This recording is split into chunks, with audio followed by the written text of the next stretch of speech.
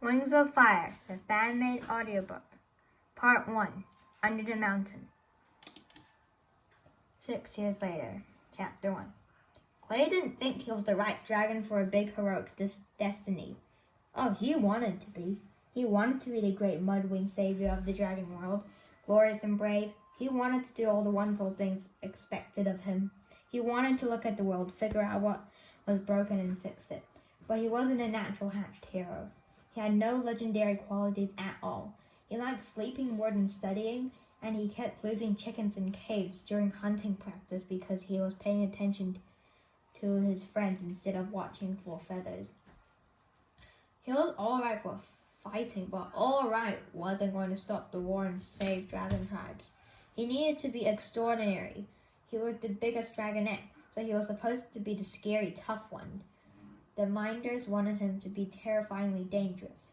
Clay felt about as dangerous as a cauliflower. "Fight!" his attacker howled, flinging him to the cavern. Clay crashed into the rock wall and scrambled up again, trying to spread his mud-colored wings for balance. Red talons raked his face, and he ducked away. "Come on!" said the red dragon. The red dragon snarled.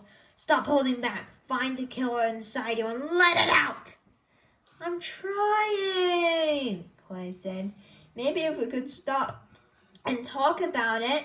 She lunged for him again. "Fans, feint to the left. Roll right. Use your fire." Clay tried to duck under her wing to attack her from below. But of course she rolled the wrong way. One of her talons smashed him to the ground, and he yelped with pain. "Which left was that, useless?" Kestrel bellowed in his ear. "Are all mudwings this stupid, or are you just deaf?" "Well, if you keep that up, I'll be soon," Clay thought. The sky lifted her claws, and he wriggled free. "I don't know about other mudwings," he protested, licking his sore talons. "Obviously, perhaps we could try fighting without all the shouting and see." He stopped, hearing a familiar hiss that came before one of Kestrel's fire attacks. He threw one of his wings over his head, tucked his long neck in, and rolled into the maze of stalagmites that studded one corner of the cave. Flames blasted the rocks around him, singering the tip of his tail. "Coward!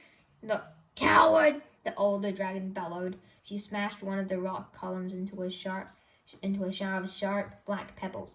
Clay covered his eyes and almost immediately felt her stamp down hard on his tail. "Ow!" he yelled. "You said stomping on tails were cheating!" He seized his closest stalagmite between his claws and scrambled up on the top of it. From his perch near the roof, he glared down at his guardian. "I'm your teacher." Kestrel snarled. "Nothing I do is cheating. Now get down here and fight like a skywing." "But I'm not a skywing," Clay thought rebelliously. "I'm a mudwing. I don't like setting things on fire or flapping around in circles, biting at dragon necks." His teeth were still ached from Kestrel's jewel-hard scales. Can't I fight one of the others?" he asked. "I'm much better than that." The other dragonettes were his own size, nearly, and they didn't cheat, or most of the time, and he actually liked fighting with them. Which opponent would you prefer? The stunted sandwing or the lazy rainwing?" Kestrel said. "Because I'm sure you get to choose that on the battlefield." Her tail growled like embers as she lashed it back and forth. "Gloria's not lazy," Clay said loyally. "She's just not built for fighting, that's all. Webb says there's not much to fight about in the rainforest because the rainwings have all the food they want. He says that's why they stayed out of the war so far, because none of the rival queens want rainwings in their armies anyway. He says, 'Stop yammering, get down here!'" Kestrel roared. She reared up on her back legs and flared her wings so she suddenly looked 3 times bigger. With a yelp of alarm, Clay tried to leap to the next stalagmite, but his wings unfurled too slowly, and he smacked into the side of it instead. Sparks flew at his claws scraped down to the jagged rock. He let out another yowl of pain as Kestrel snapped her head between the columns, seized his tail in her teeth, and yanked him out into the open. With her talons closed around his neck, she hissed in his ear. "Where's the violent little monster I saw when he hatched? That's the dragon we need for the prophecy." "Gulp," Clay squawked, clawing at her grip. You could feel the strange burn scars on her palms scraping against his scales. This was how battle training with Kestrels always ended, with him unconscious, and then the sore or limping for days afterwards. "Fight back," he thought. "Get mad! Do something!" But although he was the biggest of the dragonettes, they were still a year away from being full grown, and Kestrel towered over him. He tried to summon some helpful, violent rage, but all he could think was, "It'll be over soon. Then I could go have dinner." So, not the most heroic train of thought. Suddenly, Kestrel let out a roar and dropped him. Fire blasted over Clay's head as he hit the floor with a thud. The red dragon whirled around. Behind her, panting defiantly, was the ceiling dragonette, Tsunami. A red gold scale was caught between her sharp white teeth. She spat it out and glared at their teacher. "Stop picking on Clay," Tsunami growled, "or I'll bite you again." Her deep blue scales shimmered like cobalt glass in the torchlight, and the gills in her long neck were pulsing like they always did when she was angry. Kestrel sat back and flickered her tail around to examine the bite mark. She bared her teeth at Tsunami. "Aren't you sweet, protecting a dragon who tried to kill you while you were still an egg? But luckily, you big dragons were here to save our lives. Tsunami said. And we sure appreciate it, because now we get to hear about it all the time." She marched around to stand between Clay and Kestrel. Clay winced. He hated hearing this story. He didn't understand it. He'd never want to hurt other dragonettes, so why had he attacked their eggs during hatching? Did he really have a killer monster inside him somewhere? The other minders, Webbs and Dune, said he'd been ferocious when he hatched. They had to throw him into the river to protect the other eggs from him. Kestrel wanted him to find that monster and use it when he fought. But he was afraid if he ever did, he would hate himself.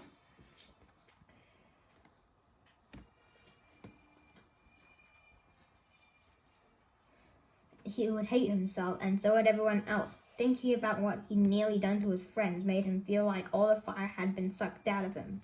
He didn't particularly want to be a violent, angry monster, even if Kestrel thought that would be an improvement. Maybe that was the only way to make the prophecy come true. Maybe that monster was his destiny. "All right," Kestrel said dismissively. "We're finished here anyway. I'll mark another failure in your scroll." Mudwing, she snorted a small flame into the air and swept out of the cave. Clay flopped on the floor as soon as her red tail had vanished from sight. It felt like every one of his scales was stinging from the burns. "She's gonna be so mean to you during your training tomorrow," he said to Tsunami.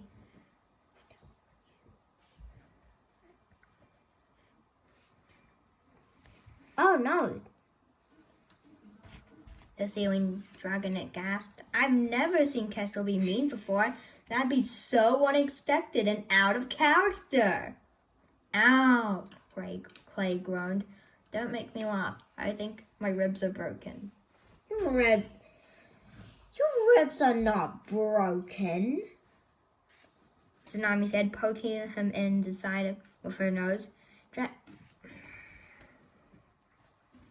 "Dragon bones are almost hard as diamonds. You're fine. Get up and jump in the river." "No!" Clay buried his head under his ring. "Too cold."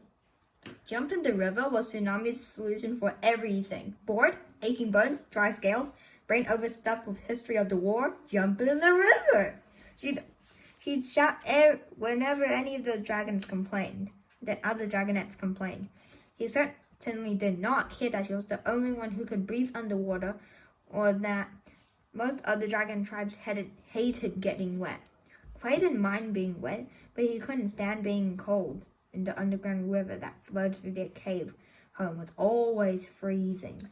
Get in! Tsunami ordered. She seized his tail between her front talons and started digging him down towards the river. You'll feel better. I will not! Clay shouted, clawing at the smooth stone floor. I'll feel colder. Stop it! Go away! Ah! His protest went up in a cloud of bubbles as Tsunami dumped him in the icy water. When he resurfaced, she was floating beside him, ducking her head and splashing water over her scales like a beautiful overgrown fish. Clay felt as gawky as a brown blob next to her. He splashed into the showers and lay down on a submerged rock ledge, with his head resting on the bank of the river. He wouldn't admit it, but the burns and aches did feel better in the water. The current helped wash away the smoky rock dust caught between his dry scales. Still too cold, though. Clay scratched at the rock below him. Why wouldn't there just be a little mud down here? Kestrel will be sorry one day when I'm the queen of the ceilings. Tsunami said, swimming up and down the narrow channel. I thought only a queen's daughters or sisters could challenge for her throne. Clay said. Tsunami swam so fast he wished he had webs between his talons too, or gills, or tail anchors, so powerful she could nearly empty the river with one big splash. Well, maybe the Ceiling Queen is my mother, and I'm a lost princess, she said, like in the story. Everything dragonettes knew about the outside world came from scrolls picked by the Towns of Peace. Their favorite was the missing princess, a legend about a runaway ceiling dragonette whose royal family tore up the whole ocean looking for her. At the end, she found her way home, and her parents welcomed her with open wings and feasting and joy. Clay always skipped the adventures in the middle of the story. He's just like the last part, the happy mother and father, and the feasting. The feasting sounded pretty great, too. I wonder what my parents are like, he said. I wonder if any of our parents are still alive, Tsunami said. Clay didn't like to think about that. He knew dragons were dying in the war every day. Kestrel and Dim brought back news of bloody battles, scorched land, and burning piles of dragon bodies. But he had to believe his parents were still safe. But do you think they ever miss us? Definitely. Tsunami flicked a spray of water at him with her tail. I bet mine were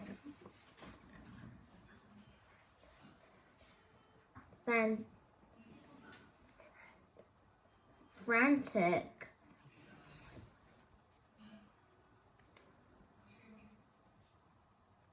One web stole my egg, like in the story. And mine tore apart the marshes, Clay said. It all imagined scenes of their parents, desperate searches ever since they were young dragonettes. Clay liked the idea that someone's out there looking for him, that someone missed him and wanted him back. Tsunami flipped onto her back, gazing up at the stone roof of her translucent green eyes. Well, the Towns of Peace knew what they were doing, she said bitterly.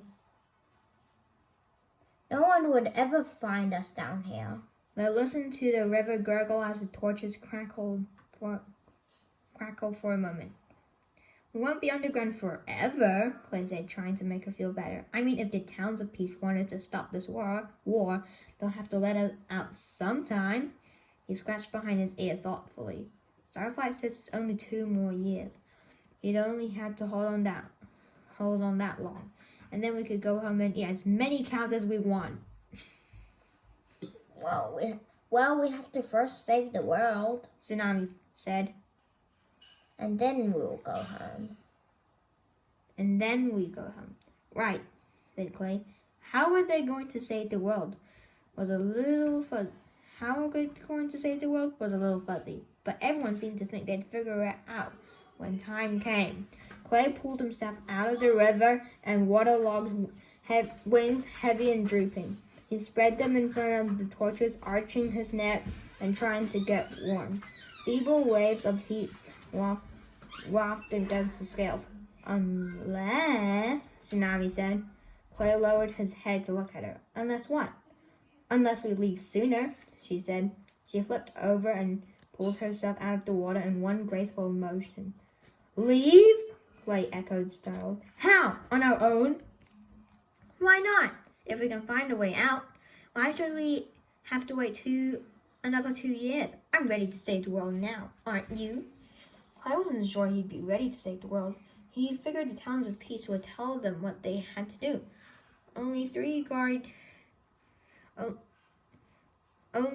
the 3 guardian dragons, Kestrel, Webs, and Dune, knew where the dragonets were hidden, but there was a whole network of towns out there getting ready for the prophecy.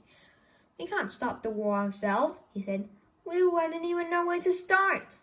Tsunami flapped her wings at him in exasperation, showering him with cold droplets. We can too stop the war on our own, she said. That's the whole point of the prophecy. Maybe in 2 years, Clay said. Maybe by then I'll have found my dangerous side. Maybe then I'll be the ferocious fighter Kestrel wants me to be. Maybe sooner, she said stubbornly. Just think about it, all right? He shifted his feet. All right, I'll think about it. At least that was the way he could stop arguing with her. Tsunami cocked her head. I hear dinner! The faint sound of dismayed mooing echoed up the tunnel behind them. She poked Clay cheerfully. Race you to the hall! She whirled around and pounced away without waiting for a response. The torches in the battle room seemed dimmer, and the cold water was seeping under Clay's scales. He folded his wings and swept his tail through the debris of the smashed rock column.